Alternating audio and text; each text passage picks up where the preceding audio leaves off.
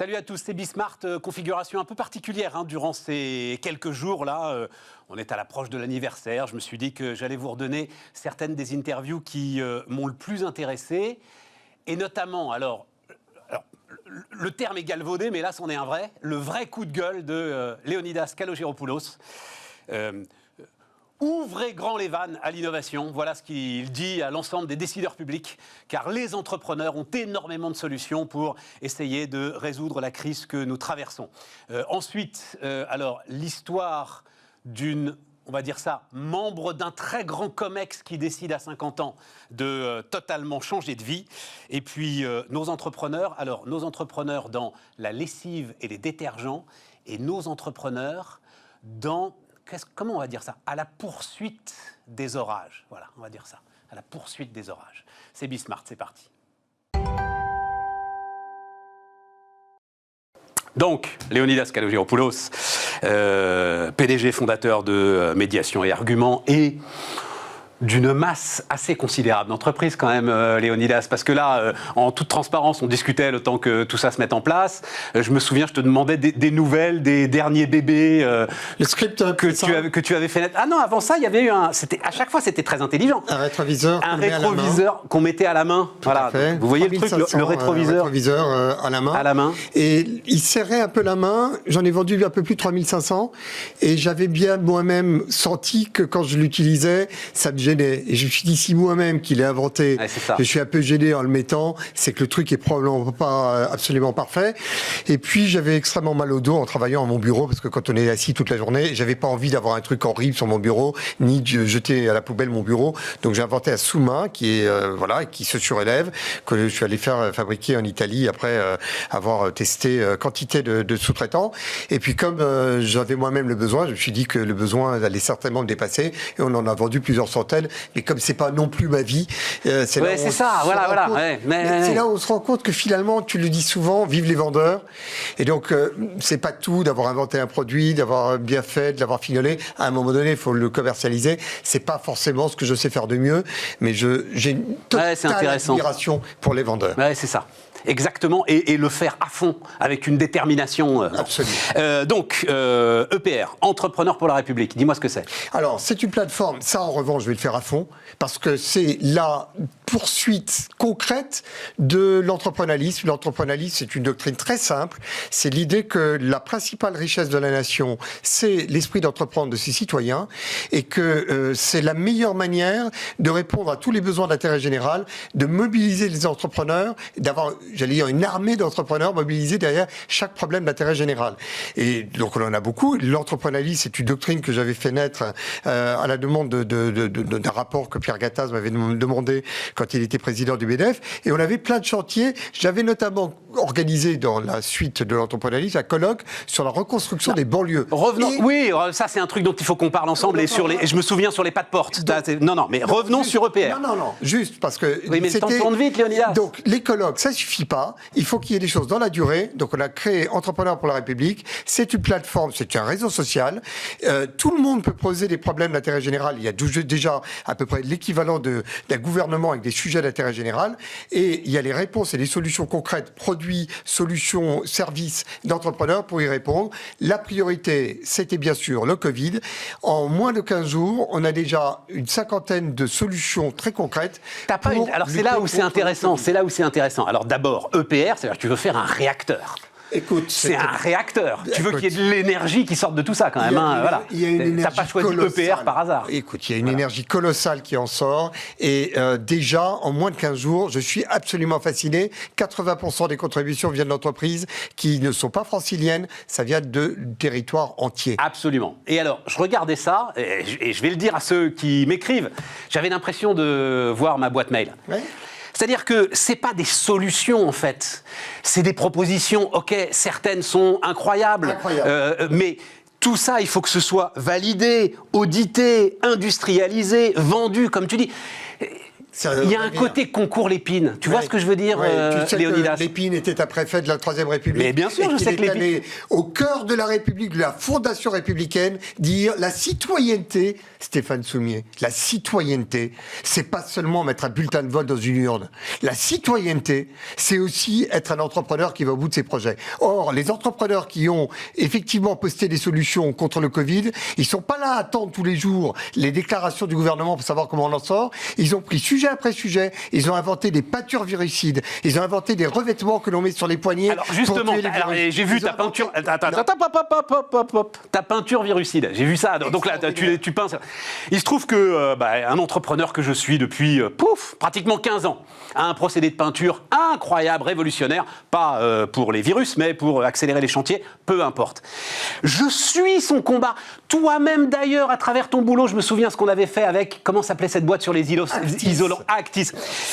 Mais derrière, il faut que tu rentres quand même dans une complexité de normes, encore une fois, d'audit de l'ensemble de tes solutions pour voir si elles fonctionnent. Tu comprends? L'entrepreneur, il est toujours sûr que sa solution, elle est révolutionnaire et qu'elle fonctionne. Plusieurs choses, Stéphane. Vas-y. Plusieurs choses. D'abord, Actis, c'est fait. Donc, juste te dire que... Au bout de 15 ans. 10 ans. 10 ans. D'accord, 10 ans. Mais cela dit, 350 salariés à Limoux et le marché mondial qui s'ouvre à lui. Yes. Donc, voilà, l'entrepreneur, ça tient. Ensuite, concernant toutes les autres solutions qui sont là, qu'est-ce qu'ils demandent, tous ces gens-là ? Et pourquoi ils m'appellent au-delà de la plateforme? Ils m'appellent parce qu'ils essayent désespérément d'avoir un interlocuteur dans l'appareil d'État qui audite et valide l'efficacité de leurs produits. Et tu sais ce qu'on me répond, parce que c'est quand même fondamental. Je ne donnerai pas les noms, mais on me répond... Non, mais on du va côté pas de l'État. Oui, du côté de l'État. On ne va pas les valider quand bien même il y a 50 solutions, parce qu'il faudrait un appel d'offres pour être certain de les avoir toutes. Première chose... Est-ce qu'on a lancé un appel d'offres pour mobiliser les taxis de la Marne?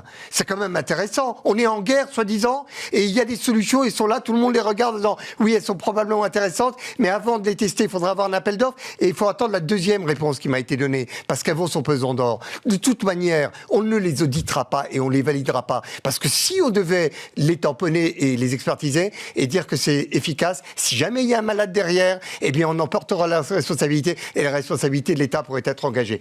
Donc il faut juste entendre quelque chose qui nous concerne tous. Nous sommes tous des entrepreneurs, nous sommes des citoyens. On a l'amour de notre pays chevillé au corps et nous sommes capables de le défendre. Si certaines de ces solutions, ne serait-ce que la moitié de cinquantaine de solutions qu'il y a sur la plateforme, fonctionnent, on est capable de réouvrir la totalité de l'économie française avant l'été. Ça nous concerne tous. Eh bien, on est en train de chercher aujourd'hui même, et probablement on l'a trouvé avant la fin de la journée, les laboratoires qui sont capables de les tester, de les valider et de faire en sorte qu'on les mette en œuvre. On ne peut pas suspendre l'avenir de notre pays au blocage administratif et au blocage que l'État s'est lui-même fabriqué. Donc avançons, nous aimons notre pays, il y a deux socles à la République. Il y a la nation et il y a l'État. Eh bien la nation, elle est extraordinaire. L'État, il peut se perfectionner, on en est tous d'accord, je ne vais pas rentrer dans, les caricatures de la caricature, puisque je pense que le sujet est bien connu. Mais en revanche, ce qui nous intéresse, nous, c'est qu'on aille au bout de ce que les entrepreneurs peuvent faire, et les solutions sont là. Elles sont là également pour l'environnement, elles sont là également pour la reconstruction des banlieues, pour renverser notre balance commerciale et qu'elle devienne positive. Il n'y a pas un sujet qui échappe à la capacité qu'ont les entrepreneurs de trouver des solutions. Donc allons jusqu'au bout et faisons notre boulot. Léonidas, c'est formidable. Ok, ils sont formidables. Je ne voudrais pas qu'on puisse laisser penser qu'un inventeur génial, que 1000 inventeurs géniaux ont la solution à beaucoup de nos problèmes, parce que c'est pas vrai. Si, voilà. C'est vrai. Non, Léonidas, bon Dieu, non. Parce que derrière, tu as des sujets d'industrialisation, derrière, tu as des sujets de coûts, derrière, tu as des sujets de fabrication, derrière, tu as d'infinis sujets pour qu'une invention devienne une solution. Je vais répondre. D'abord, mais encore une fois, tout ça est formidable, bien sûr. Sur la question du Covid, tout ce que l'on a là et tous ceux qui sont en train d'arriver, c'est une filière industrielle. Nous avons la première pandémie du XXIe siècle. On est tous conscients que d'abord, on ne va pas s'en débarrasser en quelques semaines. Et la deuxième chose qui est fondamentale, c'est que c'est la première probablement d'une longue série. On ne va pas constamment confiner le pays pour faire face à ces situations. Donc on doit être capable de vivre normalement en pandémie. Donc on a des solutions industrielles. Si on est capable de mettre un peu d'argent pour créer la filière industrielle, bien entendu d'abord, c'est infiniment moins d'argent qu'une journée de confinement du pays. Il n'y a pas de souci là-dessus. Et donc l'investissement sera rentable. Et non seulement il sera rentable pour notre pays, mais on sera capable d'exporter notre savoir-faire. Alors, qu'est-ce qu'il faut entendre ? Il faut entendre que l'État est probablement a un rôle à jouer, mais que l'État inutile bloque l'État nécessaire, que les administrations inutiles pénalisent les administrations nécessaires, mais dans le mot, dans tout ce qu'on dit là, il n'y a qu'une partie de l'État et une partie de l'administration sont nécessaires. À un moment donné, c'est très important que l'on puisse garantir l'efficacité d'une solution et probablement y donner un coup de pouce en termes d'investissement. Ça, il faudra que l'on arrive à convaincre l'État de le faire, mais pour le moment, ne nous arrêtons pas. L'urgence est là. Nous, on est capables de trouver des solutions, de les faire valider et de faire notre boulot de nation. Moi, je pense qu'on n'a absolument pas le temps de polémiquer. Faisons notre job. Et effectivement, on n'est peut-être pas 500 pour le départ, mais nous arriverons plus de 3000 au port. Oui, c'est de toi, l'État inutile bloque l'État nécessaire ? Non, c'est Montesquieu qui dit que les lois inutiles... Voilà, parce que il parle des lois. Il dit que les lois inutiles pénalisent les lois nécessaires, affaiblissent les lois nécessaires, mais Montesquieu assisterait à, comment dirais-je, une année de nos activités étatiques et publiques, et il dirait que l'État inutile bloque l'État nécessaire, que les administrations inutiles bloquent les administrations nécessaires, mais ce qui est très important, c'est qu'il y a quand même un rôle de l'État. La seule question qui se vaille aujourd'hui, c'est est-ce que la nation est là uniquement pour rémunérer et financer un État qui nous pose un problème, ou est-ce que l'État est supposé être là au service de la nation ? Léonidas. Tu as compris que j'optais pour la deuxième voie. Demain, il y a un sociologue qui va venir. Il s'appelle Michel Offerlé. Il a écrit, alors c'est un vrai bouquin de sociologie, attention, ardu à lire. Ce qu'un patron peut faire, c'est-à-dire en gros la sociologie des différents patronats en politique, mais toutes les formes d'action politique. Voilà, c'est très très intéressant comme sujet de recherche. Il en ressort quand même une forme de grande méfiance quand même entre le patronat et les politiques, et le sentiment des patronats de ne pas avoir les rênes en fait quand ils veulent s'occuper de politique.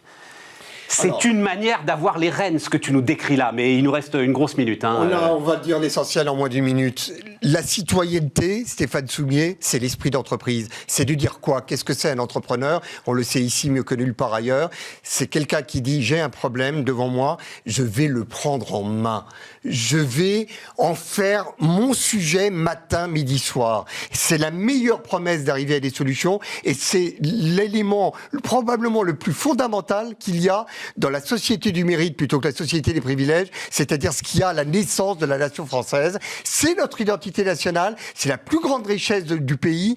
Tu sais comme moi qu'il y a 850 000 jeunes qui se lancent dans l'entrepreneuriat tous les ans, jeunes ou pas jeunes, et toi et moi, nous en sommes les témoins, et qui se lancent dans l'entrepreneuriat tous les ans. C'est la meilleure promesse de la richesse de notre pays, c'est la grandeur de la France, et je veux que l'on cesse de penser que la France, c'est uniquement son État.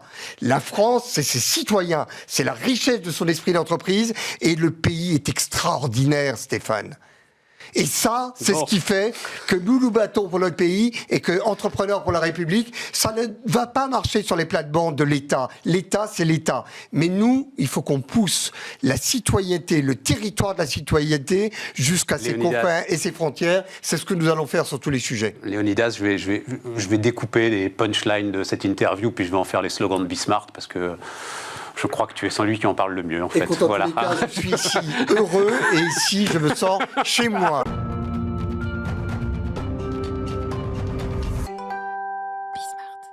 Bonjour Bénédicte. Bonjour Stéphane. Bénédicte, donc je vous le disais dans le sommaire, Bénédicte, elle était au COMEX de la SNCF. C'est ça. En charge du Transilien. Par exemple. On avait parlé ensemble de la gare de Clamart. Je me souviens très bien. Je me suis doutée que vous habitiez à Clamart, que peut-être qu'il y avait des trucs avec la gare de Clamart. Et c'était un casse-tête, la gare de Clamart. Ouais. Il y avait le Grand Paris, le TGV, le truc, j'ai noté que vous aviez interviewé le président de la Société du Grand Paris, donc vous avez sans doute eu des retours. 2 heures avant qu'il se fasse virer. Le pauvre. Drôle d'histoire. Hein. Et je ne sais pas d'ailleurs s'il était au courant au moment de l'interview. C'est une formidable... Alors, allez voir ça. Formidable interview. On a parlé de tas de choses absolument passionnantes. Et donc, Comex, en charge du Transilien. C'est quand on est en charge du Transilien, on manage combien de personnes, Bénédicte ? On va dire, grosso modo, 50 000 personnes. 50 000 personnes. Il y en a qui sont en direct, d'autres qui sont en indirect. Mais surtout, on a la responsabilité de 3 millions de voyageurs tous les jours. Et ça représente presque 10 fois le trafic du TGV. On n'en a pas conscience. Et puis, c'est des gens qui ont besoin du train pour aller bosser. Et on ne peut pas dire que ce soit super rigolo tous les jours. Pourquoi à un moment, tu dis j'en ai marre ? Alors si, tu le racontes très très bien d'ailleurs.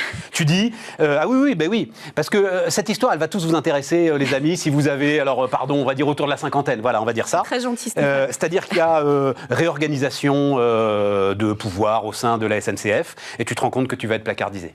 Ouais, je me dis... T'as pas envie d'être placardisé. Je me dis qu'en fait, on va prendre beaucoup d'égards avec moi, parce que j'ai fait pas mal de choses dans ma vie à la SNCF, mais que je vais me retrouver avec des trucs très inintéressants à faire. Et surtout, je vais perdre mon énergie, mon enthousiasme. Et je pense que les dirigeants qui perdent la niaque, c'est des poisons pour les entreprises. C'est des poisons pour les collaborateurs. Et je me souviens, jeune, avoir vu ça. Et je me suis rappelé de m'être dit, jamais, jamais. Et donc, quand je sens que ça va m'arriver, je me tire, pour dire les choses de manière crue. Je me tire et du coup, partant, je n'avais pas vraiment de plan organisé. Je me dis, qu'est-ce que tu aurais voulu faire dans tes rêves les plus fous, puisque finalement, l'occasion t'est donnée. Et donc, je n'ai pas cherché un boulot pareil, parce que je pense que j'aurais eu du chagrin, en fait. J'ai eu du chagrin quand même de quitter la SNCF. Ouais, tu peux pas aller chez, j'en sais rien, Keolis, voilà, ou chez... En fait, Keolis aurait pu, parce que c'est le groupe SNCF, mais quand même, j'aurais pas pu refaire une Transdev, autre... Voilà, j'aurais pas pu. Mais malgré toute l'amitié que j'ai pour les gens de Transdev... Ouais, non, mais je comprends ça. Je m'étais dit, il faut vraiment faire autre chose. Et quitte à faire autre chose, faisons un truc qui fait rêver, et voilà. Et alors... Bon, comme tous les dirigeants, je m'étais fait mon petit safari en Silicon Valley pour découvrir le monde des startups. Mes enfants y travaillaient. Et je me suis dit, mais en fait, c'est ton tour, ma fille, c'est à toi d'y aller. Voilà. Et donc, j'ai eu très envie de ça. J'allais dire quoi qu'il en coûte. Et tu rentres dans une start-up. Je vais te lire. Alors, je vais lire le truc, les amis, parce que c'est écrit avec beaucoup d'humour.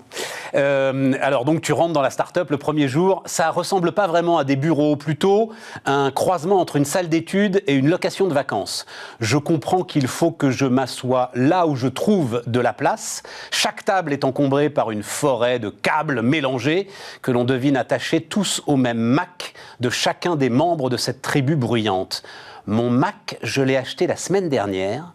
Personne n'a pensé à me dire que les commandes CTRL-C et CTRL-V ne fonctionnaient pas et je n'ose pas demander de l'aide autour de moi de peur de déclencher un fou rire généralisé. J'adore. Et encore un autre extrait que j'aime encore plus.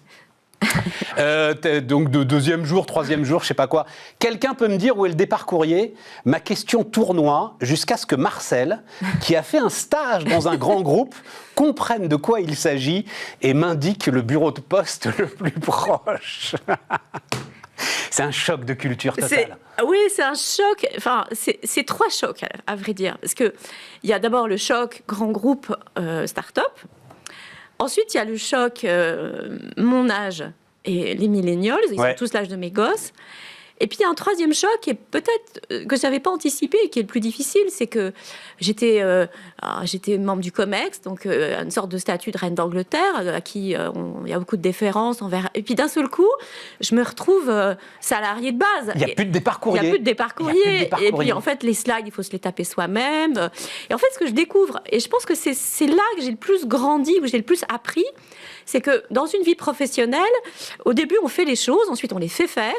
Ensuite, on apprend les pouvoirs d'influence. Et puis un jour, on s'aperçoit, comme ça m'est arrivé, qu'on ne sait plus rien faire du tout. C'est-à-dire, ce que font les autres, on ne sait pas le faire.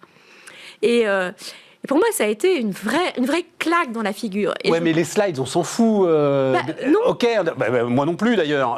Oui, mais dans une start-up, on n'a pas les moyens d'avoir du taylorisme ou des tiroirs ou des silos. Donc en fait, chacun doit mettre la main à la pâte. Et donc du coup, Bénédicte, est-ce que tu peux faire des slides ? Parce qu'il faut aller faire des présentations devant les clients. Parce qu'il faut les faire tout de suite. Et qu'on n'a pas, on va donc pas tayloriser le boulot. Et puis c'est bien normal.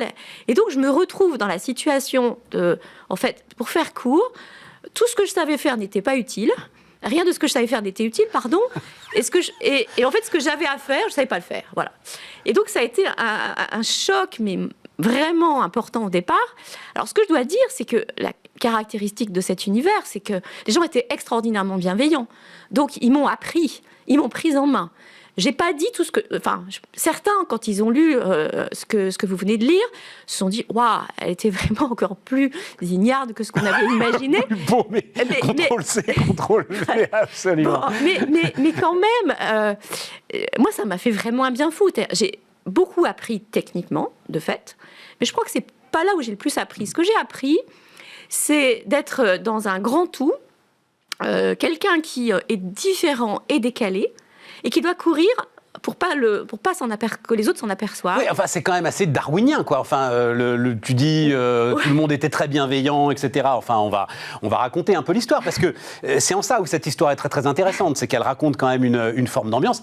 C'est quand même darwinien. Tu dois y arriver quand même. Ah bah oui. Voilà, en fait, une petite entreprise, elle est quand même sous la pression de... Combien ? Parce qu'alors tu restes très vague, on comprend pourquoi d'ailleurs, hein, parce que tu fais des portraits, etc. Donc tu restes très très vague sur quelle était cette entreprise, etc. Bon, on ne sait pas quelle est cette entreprise, mais il y avait à peu près combien de collaborateurs à l'intérieur ? Il y a une centaine de personnes qui interagissent, mais toutes ne sont pas formellement des collaborateurs, parce que c'est un univers dans lequel on croise énormément de freelance, qui était d'ailleurs aussi univers du conseil, hein. Ouais. C'est à la fois un incubateur de start-up et aussi fait du conseil, puisque en fait la caractéristique d'un incubateur de start-up, c'est que non seulement il fait grandir des petites entreprises, mais il fascine aussi les plus grandes.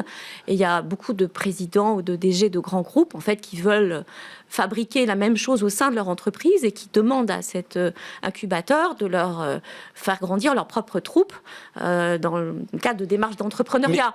Et donc c'est aussi ça, c'est à ça aussi que j'ai participé. Donc, je reviens sur ce que tu disais, c'est magnifique, parce que c'est même presque un concentré de la civilisation. C'est-à-dire, au début, tu sais faire quelque chose, et à la fin, tu sais plus rien faire. Ça veut dire que tout ce dont on parle dans les grands groupes, mais sans vraiment que ça démarre, de mentoring inversé, de temps en temps quand même, que les membres du COMEX se retournent s'asseoir au milieu des troupes, etc.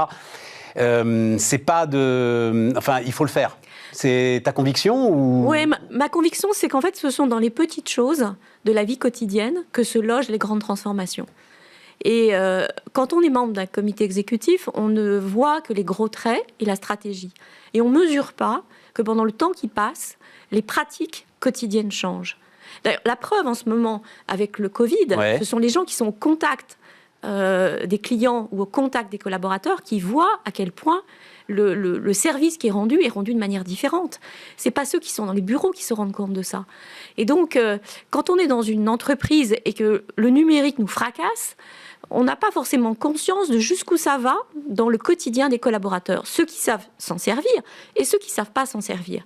Et moi, j'ai vu... Et comment on fait pour résoudre ce problème ? Je pense que je suis assez contente d'avoir fait cette expérience parce que je pense que ça fait partie des expériences que d'autres pourraient faire.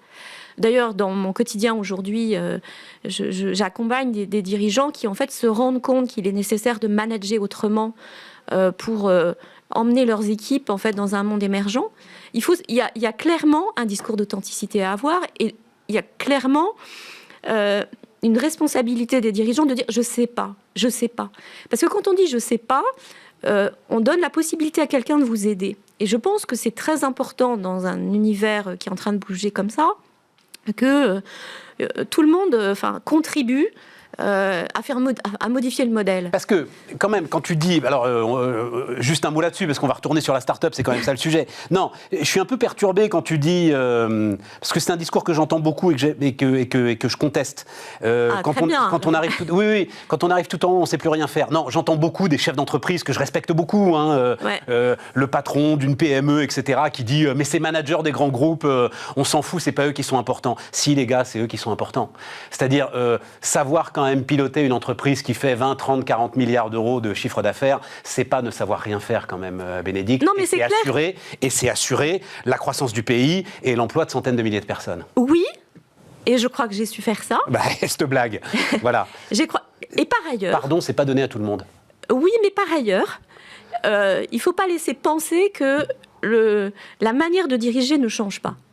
Et j'ai la conviction que les cycles se sont raccourcis, c'est-à-dire ce qu'on attend des dirigeants, c'est qu'ils soient capables de projeter des visions et des ambitions sans doute à plus long terme, et dans le même temps de raccourcir les cycles. Et donc, ce qu'on voit aujourd'hui, c'est-à-dire ce qu'on voyait plutôt avant, c'est-à-dire des cycles à 3 ans avec des budgets, aujourd'hui, on travaille presque comme en start-up avec des cycles qui se raccourcissent. Oui, ça, c'est vrai. Et ça, par exemple, c'est des choses que j'ai apprises en travaillant dans la team, ou de savoir très bien observer les gens, parce qu'en fait, les clients n'expriment pas d'attente, mais c'est parce qu'on les voit se galérer avec un service qu'on leur rend, qu'on a des intuitions sur les transformations de produits ou de services qu'on doit leur proposer. Donc, je ne dis pas que les dirigeants sont inutiles, je l'ai été pendant longtemps. Je dis simplement que ça ne suffit plus et que la stratégie et l'exécution sont mêlées. Et donc, quand on divise la stratégie et l'exécution, on court le risque en fait de déraper par rapport à une exécution qui est différente. Je dis juste ça et je pense que ça, c'est très important. Alors, un autre point, je te bouscule un tout petit peu parce que le temps tourne vite, Bénédicte. Un autre point que j'ai... toute idée ou projet nouveau y est accueilli par un trop cool. Il est fascinant de vivre dans un univers dans lequel chaque projet est a priori considéré comme une bonne idée. Ça, pour moi, ça a été exceptionnel. C'est formidable. De découvrir ça, de retrouver ça. Et je ne sais pas depuis combien d'années, je n'avais pas vraiment eu ça. C'est-à-dire, c'est vrai que j'ai passé ma vie à essayer d'embarquer des gens, à être peut-être parfois à surjouer l'enthousiasme, l'énergie. Sur des projets de transformation qui sont indispensables. Voilà. Et là, par défaut, tout est cool. Alors après, évidemment, parfois, il faut creuser. Et puis les bonnes idées, on sait que c'est 10% du boulot. Après, il faut mettre en œuvre l'idée. C'est ça qui compte. Hein. Ouais. Et c'est ça que j'ai aussi appris à faire. C'est-à-dire, le diable est dans les détails. On vient de s'en dire un mot. Mais c'est vrai qu'avoir des gens enthousiastes, c'est exceptionnel. Et d'ailleurs, ils sont choisis pour ça. C'est-à-dire que finalement, moi aussi, j'ai participé à des recrutements. On ne prend pas les gens parce qu'ils viennent, sortent d'une école ou d'une autre. Ça rassure parce que ça dit qu'ils savent apprendre. Mais ce n'est pas suffisant. Et voire, on préfère avoir des gens enthousiastes qui vont savoir apprendre, mais qui ont eu des expériences, qui ont démontré en fait leur capacité à se débrouiller. Et ça c'est vraiment chouette. Ça, c'est vraiment une expérience inouïe d'avoir des gens qui ont envie. Enfin, voilà. Et alors, quand tu dis renoncer aux enjeux de pouvoir, parce qu'on va basculer maintenant sur le dark side quand même, parce que à un moment, combien de temps t'es resté? 2 ans? 2 ans. 2 ans. Et à un moment, t'en as marre, quoi. Bon, on peut oui, le dire. Enfin, tu l'écris, hein. Oui, voilà. Je l'écris parce qu'à un moment, je me dis, mais en fait, je vois la boîte grandir. Je vois qu'elle s'expose à des risques qui sont liés à sa croissance. Et je vois que ces risques, pour le coup, je suis capable d'anticiper ce que ça va produire. Et donc, j'ai envie de m'en mêler. Or, le problème, c'est que je ne sais pas m'en mêler en ne dirigeant pas. Et être à côté sans être aux commandes, c'est quelque chose qui est compliqué pour moi. Et je crois que les fondateurs ne mesurent pas que je peux éventuellement les aider, ou sans doute ne savent-ils pas comment me demander de le faire. Enfin, en tout cas, on est dans un petit jeu compliqué. Et là, je me dis, en fait, voilà, je crois que c'est terminé.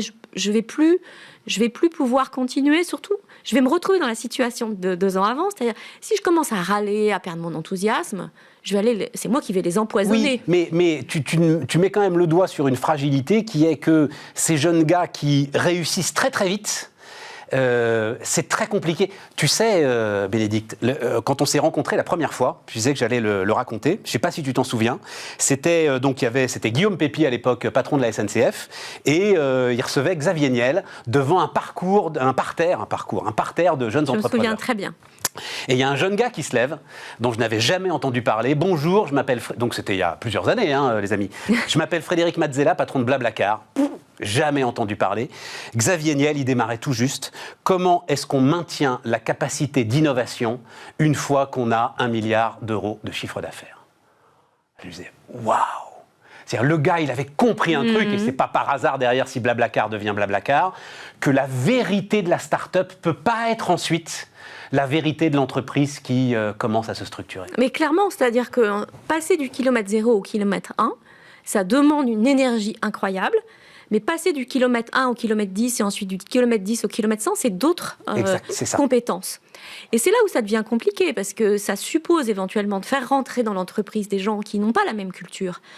quelqu'un qui va venir d'un cabinet de stratégie, par exemple, pour mettre la compta au carré ou pour... ou un directeur général qui va diriger sa boîte comme un directeur général. Exactement, voilà, tout à fait. Et qui, du coup, va frustrer les gens qui sont là depuis le début et qui auraient bien voulu grandir avec l'entreprise, ou bien qui va, dans sa manière de faire, abîmer cette fameuse culture et cet enthousiasme natif de l'entreprise.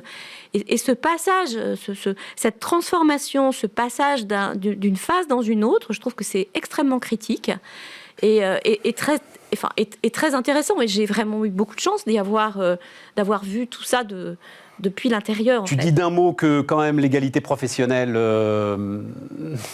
oui alors entreprise à mission, tout ça machin, oui ça ils sont tous à fond dedans. Égalité professionnelle, pas sûr, voilà. C'est-à-dire en fait le monde de la start-up, c'est un monde où on monte ses biscottos. Ouais.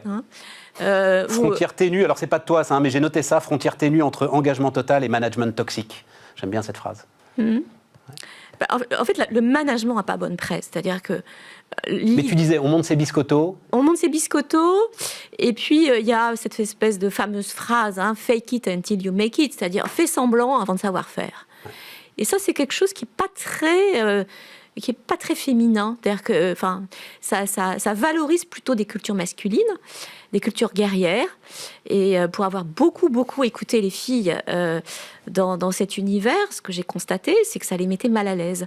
Et donc, le risque, c'est d'avoir une répartition des rôles avec des rôles business confiés aux garçons, et puis les rôles soutien, support, RH, aux filles, c'est-à-dire la reproduction d'un modèle qu'on retrouve dans les grands groupes et qui est à nouveau à l'œuvre dans les startups sans forcément que quelqu'un s'en aperçoive. Et j'ai beaucoup de respect pour un type qui s'appelle Anthony Babkin, qui d'ailleurs a lu mon livre avant les autres et qui a mis la gentillesse de mettre un petit mot.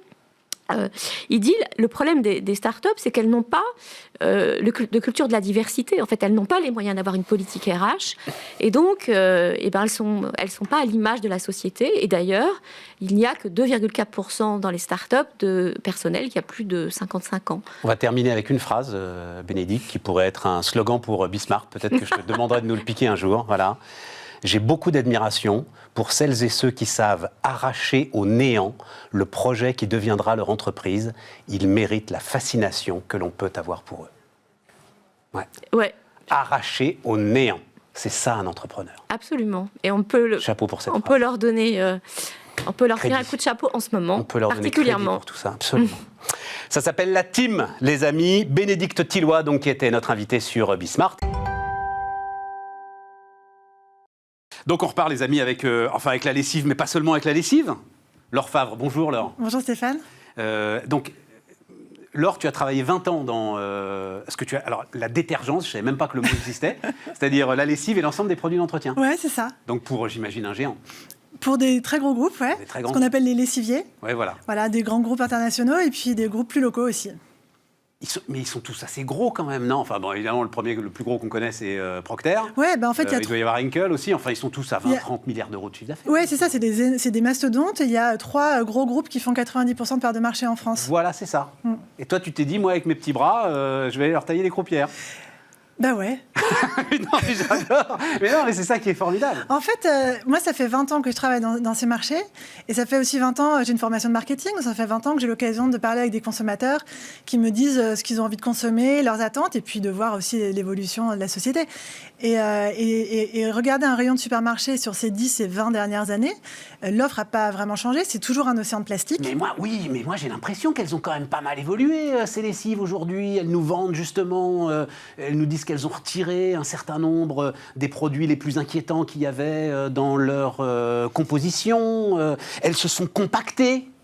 Alors, ce qui est peut-être d'ailleurs une arnaque marketing, parce que j'ai l'impression que nous, on en met toujours autant dans le... Alors, il y a deux choses. Il y a une évolution, c'est vrai. Il y a des tentatives d'amélioration de l'offre, c'est certain. Les formules s'améliorent, mais elles restent encore pour beaucoup. La 90% de l'offre en rayon, aujourd'hui, sur les lessives ou les produits d'entretien, c'est des offres qui peuvent contenir des matières controversées, donc qui sont les allergènes, les cancérogènes ou des perturbateurs endocriniens, par exemple. Est-ce que tu peux t'en parler? Alors, allons-y, parce que c'est l'une des questions. Quand je fais une lessive... on va dire, moderne, responsable, durable, etc. est-ce que je peux me passer de l'ensemble de ces matières que tu dis controversées, matières chimiques? Oui, alors c'est tout le travail qu'on fait avec Spring. C'est un travail qui est important, qui est compliqué, parce que ça veut dire qu'il faut trouver des matières de substitution. Parce qu'il faut que ça lave quand même. Mais c'est le nerf de la guerre. Ça sert à rien de proposer un produit qui ne va pas remplir sa mission principale, qui est celle de vraiment nettoyer. Donc la priorité, c'est d'avoir un produit qui soit aussi efficace que les produits standards du marché, et avec des matières qui sont plus vertueuses et meilleures pour la santé. Alors là, vous avez... J'arrive pas à l'ouvrir. Voilà, il y a un système de sécurité sur cette boîte. Ah, c'est incroyable! Donc, alors, on le dit d'un mot. Donc, en fait, on va recevoir la lessive... Ouais. La proposition par la Spring, poste. C'est des produits qui sont... Attends, tu vas nous raconter tout ça, le marketing, mais on va la recevoir par la poste. Donc, tu te dis, recevoir par la poste, quand même, des petites balles de lessive, peut-être un peu dangereux. Il y a une sécurité en fait. Oui, alors on a travaillé plus d'1 an sur cette boîte. J'arrive pas à l'ouvrir. Un double objectif. Alors, vous voyez, sur les côtés, il y a 2 petites ailettes. Ouais. Il faut appuyer simultanément sur les 2 côtés. Mais oui, bien et pousser sûr. par l'arrière. Oh là là là là, Voilà, et ça y est. Donc on a travaillé plus d'1 an sur cette boîte, qu'on a fait breveter parce qu'on a créé un système de sécurité sur du carton. Là, je me retrouve avec un truc que je peux acheter en grande surface. Pas exactement le même, parce que ça, cette lessive, elle est... Donc c'est une petite bulle, comme vous pouvez en trouver en grande surface. Je le dis parce qu'il y en a qui nous écoutent en podcast, à la radio, tout ça. C'est ce qu'on appelle les capsules de lessive. Donc c'est de la lessive liquide qui est donc encapsulée. C'est la plus petite du marché, c'est même une innovation mondiale en fait. Elle fait 14 millilitres. Les capsules standards qui existent en rayon aujourd'hui, elles font entre 25 et 30 millilitres. Donc pour faire ça, on a compacté au maximum en utilisant des matières qui sont plus performantes, puisque comme on disait tout à l'heure, l'idée c'est toujours d'offrir un produit qui soit aussi efficace que les produits standards du marché, bien évidemment. Donc matcher les standards d'efficacité des marques conventionnelles en fait, avec moins de matière pour avoir une formule qui est plus compactée, qui est plus vertueuse pour l'environnement, parce que du coup elle est moins lourde à transporter et donc elle a un impact meilleur sur le bilan carbone. D'accord. Et elle rentre dans cette petite boîte qui rentre dans la boîte aux lettres. Et elle rentre dans cette petite boîte qui rentre dans la boîte aux lettres et qui, alors c'est une image, vous irez voir parce qu'il faut aller voir ça quand même, c'est quand même une sacrée aventure. Wispring.com. Voilà, wispring.com et donc vous irez voir en fait, il y a une petite image et vous pouvez glisser cette petite boîte entre la machine à laver et le meuble qui est à côté, un placard, la commode qui est à côté. Elle fait 2,5 cm d'épaisseur. C'était pas prévu au départ. C'est un gros livre de poche. L'objectif de notre proposition, c'est d'apporter du service au consommateur avec un produit qui est meilleur pour la santé et meilleur pour l'environnement. Et surtout, on se dit, moi j'adore ce que je fais, ça fait 20 ans que je suis dans la lessive, mais franchement, je vais vous dire Stéphane, moi c'est pas une passion d'aller acheter ma lessive en supermarché. Ce qu'on se dit, c'est que l'idée c'est d'apporter du service au consommateur avec un système de livraison programmé, et selon votre fréquence et vos besoins, on va vous livrer régulièrement dans votre boîte aux lettres la lessive dont vous aurez besoin. Et parce que, donc, il y a l'efficacité de lavage à toutes les températures. Non, parce que moi, je fais les courses, je sais. À toutes les températures, parce qu'il y a le sujet des températures aussi. Il y a le sujet de l'utilisation à froid. En fait, parce que les textiles sont de plus en plus fragiles aujourd'hui. Oui, et alors, il y a aussi, c'est pour le respect des textiles et aussi pour un souci de maîtrise des énergies. En plus, nos lessives, elles sont efficaces. Moins l'eau. Exactement, des basses températures, donc des 20 ou 30 degrés. La lessive va être efficace, ce qui fait qu'en fait, on va avoir besoin de moins d'énergie pour chauffer l'eau. À froid, non. On dit que 20 degrés, c'est froid. Donc, oui. D'accord. Voilà. D'accord. Bon, ça c'est... Donc, alors, tu dis effectivement dans un, j'allais dire baril, c'est plus des barils maintenant. Bref, dans un comment on dit? Un bidon. Un bidon, voilà. Dans un bidon de lessive, il y a 80 à 90% d'eau, c'est ça Alors, c'est 75. 90%, c'est plutôt sur les sprays ménagers, comme ça. Une lessive, c'est 75% d'eau. Donc, notre lessive de 14 ml, elle est 4 fois plus concentrée qu'une dose équivalente dans un bidon de lessive. Un bidon, c'est 75% d'eau et un bidon que vous allez jeter après quand vous l'aurez terminé. Alors, une fois qu'on a cette... combien de temps pour concevoir l'ensemble de cette histoire-là? Alors, il y a le travail sur la boîte qui nous a pris plus d'1 an. On l'a fait breveter parce qu'inventer ce système de sécurité sur une boîte qui est 100% sans plastique, c'était un vrai challenge. Mais c'est dingue. Mais tu t'es allié avec un professionnel pour faire ça? Alors, on a travaillé avec un ingénieur en packaging pour inventer ça. On s'est inspiré de systèmes qui existent dans la pharmacie. Qu'on a... C'est ça. Oui, parce que dans la pharmacie, pour les médicaments, il y a des systèmes de sécurité évidemment qui existent. Voilà. Donc on s'est inspiré de ce genre de système-là, qu'on a amélioré, optimisé pour que ce soit adaptable sur une boîte qui est donc en craft, donc 100% sans plastique. Je suis bluffé. Bluffé par la lessive au Non, je suis bluffé par la... En fait, je suis bluffé par l'enveloppe de la lessive. La lessive, je ne sais pas encore, il faut essayer. Voilà, vous me direz alors. Mais je suis bluffé. Bon, comment est-ce qu'après on a accès au marché quand même? Parce qu'on est sur un... Enfin, on est sur... Ça va être compliqué. Comment est-ce qu'on touche le consommateur avec Madame la pro du marketing Notre objectif, c'est d'être... Donc, on est vendu sur le web. On est une DNVB, un Digital Native Vertical Brand. On a lancé... Digital Native Vertical Brand. Yeah. Ça sonne. On a lancé la marque, on a nos premières commandes en août l'an dernier, et on est vendu par les réseaux sociaux. Donc on fait toute notre communication sur Instagram essentiellement, un petit peu sur Facebook aussi, et puis on a la chance d'avoir une communauté qui est très réactive. On a beaucoup de bouche à oreille, puisqu'ils adorent nos produits. On est noté 4,9 sur 5, donc c'est une grande fierté, parce qu'on disait tout à l'heure, c'est l'efficacité... 4,9 sur 5 par qui? Sur quoi? Par nos consommateurs. D'accord. Voilà. C'est audité ce chiffre-là, il est validé? C'est fait, vous savez, par des outils de notation extérieurs pour que ça ait de la valeur. Avis vérifié, etc. Un des points qui était hyper important pour moi, pour Spring, c'était la transparence et l'honnêteté. Moi, j'ai envie d'être dans... Voilà, j'ai passé les 40 ans, j'ai la chance de pouvoir créer ma marque. J'ai envie de faire quelque chose dans lequel je crois et dont je puisse être fière. Et on n'a pas envie d'être dans une forme de bullshit marketing dont on en a pu en entendre parler pendant des années. T'en as fait pendant 20 ans du bullshit marketing, donc... Je ne dirais pas ça, mais je dirais qu'on peut en voir au quotidien et que la fierté qu'on a derrière Spring, et c'est d'ailleurs aussi pour ça qu'on met nos noms sur les packs, c'est de vendre un produit dont on est fier et qui est sincère et honnête. Ah oui, je ne l'avais pas vu. Préparé avec amour par Laure. Ouais. Vous avez vu un peu? Ouais, mais à un moment, tu vas pas pouvoir tous les préparer avec amour. Non, c'est pour ça que mes associés Philippe et Ben préparent aussi avec amour. Et c'est eux qui vont signer le truc, ouais. etc. Et tout. Ouais. Combien de clients aujourd'hui, là? Aujourd'hui, on a plusieurs dizaines de milliers d'abonnements. Non. Ouais. Mais parce qu'en fait, on a une proposition qui répond vraiment à ce besoin de transparence des consommateurs. Vous savez qu'ils nous parlent en direct sur Instagram quand on nous pose une question ou sur nos formulaires de contact ou autre. C'est nous qui répondons en direct. Hein. C'est pas un service client à l'autre bout du monde. Oui, mais même avec 10 000, ça veut dire que ça se passe bien. On n'a quand même pas 10 000. Ouais. Oui, voilà, on n'a pas 10 000 contacts par jour, heureusement. Et puis... Mais oui, on a une proposition qui plaît parce que le fait de. Ils ont dû demander. Il doit y en avoir au moins la première fois, on doit demander comment on ouvre là. Oui, alors on a un petit tuto. Alors, il y a un mode d'emploi derrière le pack.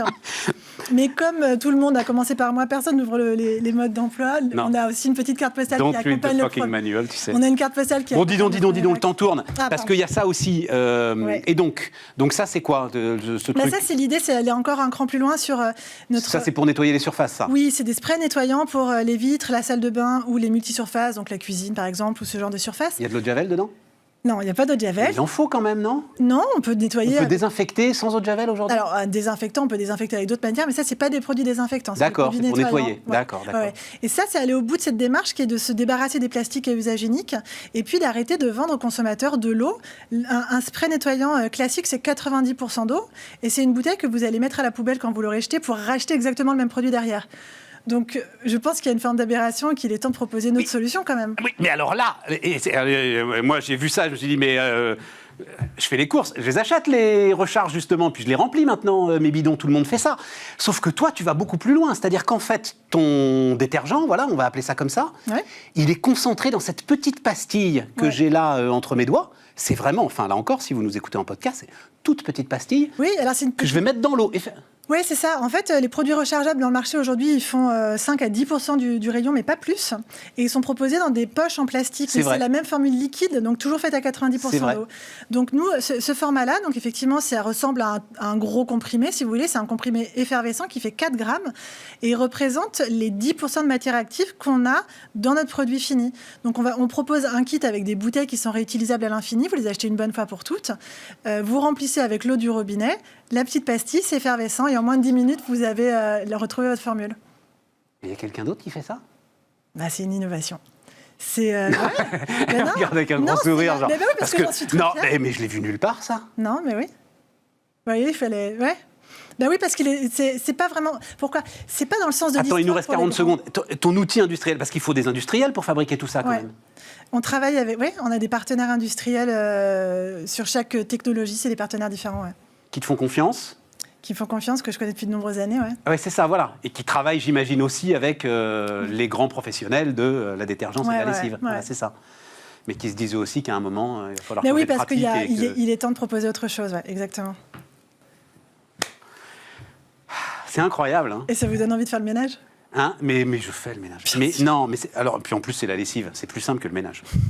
Mais non, mais le sujet c'est la façon dont vous réfléchissez aujourd'hui, dont vous construisez vos entreprises, vos modèles et tout, c'est formidable. Et donc on termine avec Dominique Lapeyre de Chavardès. Bonjour, Bonjour. Dominique, président de Météorage. Il y a plein de choses qui m'intéressent, on n'a que 10 minutes et donc il faut aller vite. La première chose qui m'intéresse, parce qu'on est Bismart et qu'on est du business, c'est que vous êtes un spin-off de Météo France, d'une certaine manière. Comment ça se passe, ça ? J'ai vu que vous aviez plutôt une formation commerciale, d'ailleurs. Oui, Alors, on va parler des orages. Et donc, c'est vous qui avez fait une forme de spin-off de Météo France ? Oui, on peut dire ça comme ça. En fait, dans ce cas-là, Météo France a racheté une compagnie qui existait déjà, qui avait été créée comme une start-up. Ouais.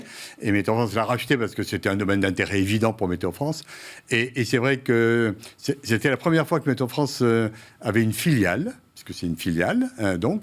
Et ça a donné envie d'en faire quelques-unes, d'autres, dans des niches. Et donc, et j'ai été l'acteur, en fait, pour tout dire, à Météo France, parce que je viens moi-même de Météo France. Mais oui. Et donc, ça m'a donné envie, et j'ai été suivi par Météo France, de créer quelques filiales, dont une qui s'appelle Predict Service, qui gère le risque inondation, une autre qui porte les savoir-faire météo de français à l'international, Météo France International, et on en avait créé une, mais qui a ensuite évolué autrement, qu'on a créée avec Euronext, sur des produits financiers, en fait. Mais alors, je peux vous demander, Dominique, à ce moment-là, si je prends là Météorage, oui. C'est quand même une boîte qui fait aujourd'hui 4 millions d'euros de chiffre d'affaires. Oui. Sur la structure du capital, Météo France garde une part du capital. Les 2 tiers. Les 2 tiers du capital. Et un tiers, c'est le co-actionnaire qu'on a souhaité dès le départ, d'ailleurs, qui est l'industriel qui fabrique les capteurs, puisque on est dans la haute technologie. C'est le finlandais, c'est ça, hein ? C'est ça, voilà. C'est ça, qui au départ était un américain, et qui a été racheté. Donc, en fait, la technologie vient de l'université américaine, comme souvent dans les hautes technologies. C'est l'université de Tucson, Arizona, qui a créé une spin-off industrielle, qui a développé ce savoir-faire et qui, quelques temps après, a été racheté par le leader mondial de l'équipement météo, Vaisala, qui est finlandais, effectivement, qui est coté en bourse. Tucson, Arizona, où là, il doit y avoir des méga orages. Ah, c'est extraordinaire. Moi, du coup, j'y suis allé plusieurs fois. Il y a de quoi se faire peur. Il y a de quoi se faire peur. Mais quand même, parce que c'est monstrueux. Non, mais l'intensité électrique d'un orage, c'est monstrueux. Sur vos prises électriques, vous avez l'ampérage. C'est 16 ampères, 32 ampères pour les gros disjoncteurs. Un coup de foudre, ça s'exprime en milliers d'ampères. Un petit coup de foudre, c'est 1000 ampères. Les très gros, c'est plusieurs centaines de milliers d'ampères. C'est monstrueux. Jamais on pourra récupérer cette énergie. Non, non. On a essayé. Elle est trop erratique, en fait. Non. Donc, la réponse est non. On peut s'en protéger, on peut la prévenir, et c'est tout ce qu'on peut faire. Et on ne peut pas l'empêcher de tomber non plus. Non. Les gens qui veulent changer le climat, qui sont cassés les dents, et c'est une bonne chose. Oui, mais on ne peut pas l'empêcher de tomber, mais elle ne tombe pas toujours. J'ai appris, alors, en vous écoutant, absolument, que la majorité de l'activité électrique reste à l'intérieur des nuages, et ce n'est qu'une fraction... Ça dépend un peu des formes de nuages, mais 20% environ qui fait ce qu'on appelle un nuage-sol, donc qui tombe au sol, effectivement. Et donc, on détecte les deux, avec notre... On va y aller, bien sûr, mais cette seule fraction, c'est quand même... Il y a 100 impacts de foudre par seconde. Absolument, dans le monde. Dans le monde. Dans le monde. Ça, on parle du nombre d'impacts dans le monde. Absolument. C'est absolument considérable. Alors, en France, heureusement, on en a beaucoup moins. Et on vient de publier, hier d'ailleurs, la statistique sur l'année dernière, qui est une année faiblement foudroyée, mais il y a quand même plus de 300 000 impacts qui sont tombés sur le sol métropolitain. Une année faiblement foudroyée. C'est mignon. On arrive à dire des choses et à prononcer des phrases qui sont magnifiques. Dans son truc, absolument. On en voit là, hein. Voilà, on en voit. Alors c'est du slow motion évidemment. Hein, oui, alors ça, ce sont des caméras. En fait, on s'en sert pour des raisons techniques, mais du coup, ça fait des belles images. On a des caméras très rapides, à 7000 images secondes, qui nous permettent en fait... quand on va sous un orage, de détecter chaque impact Et donc, on est capable ensuite de corréler avec notre système pour s'assurer qu'il les a bien vus, lui aussi. Ouais, c'est ça, fait pour ça, en fait. D'accord. Mais du coup, ça fait de belles images et on voit, voilà, celui-là, il reste là, et là, il tombe par terre. Mais alors, donc, c'est la même intensité électrique que l'on voit descendre Absolument. Oui. Et se diviser en multiples absolument. branches. Et avec des extensions qui peuvent être considérables. L'extension géographique horizontale peut être en dizaines de kilomètres. Donc oui, donc, et tout ça dans des gros cumulonimbus. Dernière question d'ordre général avant d'aller sur l'activité de météorage. Changement climatique, les orages sont plus forts, moins forts. Là. Vous regardez les choses depuis 10 ans. Oui, 30 ans. 30 ans. Donc on a une vraie climatologie, et la réponse est non. La réponse, on n'a pas de signal, on est dans la variabilité météorologique. Vous savez qu'on oppose, il y a deux mots complémentaires, météorologique, climatique. Absolument. Et là, on est dans la variabilité normale météorologique. On n'a pas vu de signal climatique, même si les scientifiques nous prédisent qu'on aura effectivement... Alors, ça dépend un peu des régions. Par exemple, sur les régions méditerranéennes, on voit effectivement une petite évolution avec plus d'orages et avec plus d'activité électrique. Mais au niveau global, il n'y a pas de signal. Bon, alors, on ne peut pas l'empêcher de tomber, on ne peut pas la récupérer. Non. On peut essayer de prévoir l'impact. Et c'est là que l'activité de météorage commence. Oui, c'est ça. Le but, c'est de savoir effectivement, une fois que... En fait, on part d'une détection. Donc, on détecte... Que vous avez vu avec des images, ça veut dire que ces éclairs, on les voit avec notre système. Et une fois qu'on les a vus, on est capable de mesurer de prévoir leur déplacement sur une géographie, et donc de prévenir nos utilisateurs en disant cet orage-là, qui s'est formé, il existe, il est en train d'arriver chez vous. Et donc on leur donne une alerte jusqu'à 1 heure de préavis. 1 heure de préavis pour se mettre aux abris. Alors, pour se mettre, mais c'est surtout mettre en sécurité les réseaux. Mais c'est ça. Ce sont les deux choses. On n'a pas de raison d'être, mais pour autant, on s'est donné une mission qui est de protéger des vies, de sauver des vies, d'empêcher des accidents, et d'autre part, de protéger des installations. Et donc, nos utilisateurs, qui sont principalement des industriels, mettent en sécurité des installations, puisqu'en fait, les perturbations sont électriques. Le phénomène est électrique, électricité atmosphérique, et crée des perturbations électriques. Et des perturbations électriques chez un industriel, ça peut complètement ficher en l'air une ligne de production. Évidemment, bien sûr. Voilà. Donc le but, une fois qu'on est prévenu, c'est d'avoir des procédures de mise en sécurité de ces installations. Mais alors, pardon, encore une question totalement idiote, mais la mécanique, si j'ose dire, ça se passe comment ? C'est l'intensité électrique de la foudre qui pénètre dans le réseau et met tout en surtension ? C'est exactement ça. C'est ça. C'est exactement ça. La plupart, pas tout. Les coups au but sont rares. Il est rare qu'une... Ça veut dire quoi, coup au but ? Coup au but, ça veut dire qu'en fait, on la est directement... tombe sur le câble, quoi. Voilà, c'est ça.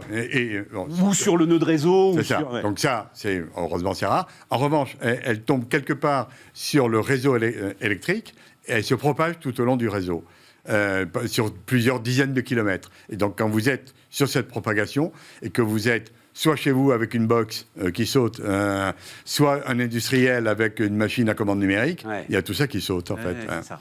Et ça se fait à la fois par les réseaux et également, mais ça va moins loin, dans le sol. Donc ça se propage également dans le sol. Alors, vous parliez de mettre en sécurité les gens. Enfin, des morts foudroyés, ça reste... Heureusement. Oui, heureusement, mais... Heureusement, alors, ça dépend où. Dans le monde, ça reste une cause importante de décès. La 25e cause mondiale de décès, c'est la foudre. Il faut dire que... La 25e ? Oui, absolument. Oui, donc c'est considérable. Ah, je suis sidéré. Oui, et il faut dire qu'on n'a plus les mêmes pratiques en Europe et en France. Mais il y a beaucoup de monde dans l'agriculture, en fait. Et dans des pays très foudroyés. En Asie du Sud-Est, par exemple. En Afrique. Si on lâche pas sa fourche quand l'orage arrive. Absolument. Et donc, alors heureusement, en Europe, on n'a plus les mêmes habitudes, l'économie n'est plus la même, donc il y a moins de gens dehors à un moment donné. Donc les accidents de personnes, en Europe, c'est quelques petites centaines par an d'accidents de personnes, dont environ 10% malheureusement des issues fatales. Voilà. Évidemment, et je crois que, alors c'est combien? C'est près d'1 millier de campings qui aujourd'hui ont recours à vos services, Valère, par absolument. exemple. Oui, c'est ça. Et donc là, typiquement, dans des campings, des golfs, etc., tous les grands sites qui reçoivent du public, le Puy du Fou, et Disney, etc., ça veut dire qu'il faut mettre en sécurité les personnes. Mettre en sécurité, c'est on arrête tous les jeux liés à l'eau, enfin tous les parce que c'est évidemment très conducteur, et autant que possible, on fait rentrer les gens dans du dur. Donc dans une maison, on est à l'abri, alors que sous une tente, on n'est pas à l'abri. Le paratonnerre reste une protection. Absolument. C'est une bonne protection. Parfaite. Absolument. Elle n'est pas parfaite parce qu'elle ne va pas très loin, mais elle est très bonne. Si, bien sûr, elle est très bonne. Quand on est dans l'industrie, on a des choses plus sophistiquées. Ça, c'est des cages maillées, des choses comme ça. Ouais. Et par ailleurs, il faut des protections électriques, donc contre les surtensions que vous évoquez. Donc là, ce sont les parafoudres. Donc, ils fonctionnent comme des disjoncteurs, alors. C'est ça, moment, voilà, c'est ça, absolument. Mais il faut les deux, et malgré ça, il faut quand même être prévenu de l'orage pour mettre en sécurité ce qui ne peut pas l'être. Les meilleurs parafoudres ne protégeront jamais de tout. Il y a combien de capteurs météo-orage dans le monde aujourd'hui? Alors aujourd'hui, on couvre l'Europe avec une centaine de capteurs. Et par ailleurs, on est capable de voir le monde entier avec un petit nombre de capteurs qui voient extrêmement loin, mondiaux. Donc on est capable de faire le même service modulo, des performances un peu plus light, y compris au cœur de l'Argentine, par exemple. C'est ce qu'on fait. Et il nous reste quelques secondes à peine. L'importance des précipitations liées à l'orage, c'est un autre sujet, ça aussi. Oui, bien sûr. Mais qui n'a rien à voir en fait avec les éclairs, ou qui peut aussi. Si, en fait, un orage est caractérisé par la foudre. Quand il y a la foudre, c'est un orage. Et c'est quand il y a de l'orage qu'il y a des très fortes précipitations. Ouais. Donc c'est le meilleur proxy, pour utiliser un terme bien français, des orages très intenses. Et donc, oui, bien sûr, c'est le meilleur signe des orages violents. On a un leader mondial au fin fond du Béarn. Absolument. Au fin fond du Béarn. Absolument. De la connaissance de ce qui est une des plus incroyables puissances que la nature puisse aujourd'hui développer. Mais pour lesquelles on a quelques moyens donc, de prévention. Donc on est là pour mitiguer les risques. Dominique Lapeyre de Chavardès, donc le président de Météorage, était notre dernier invité sur Bismart.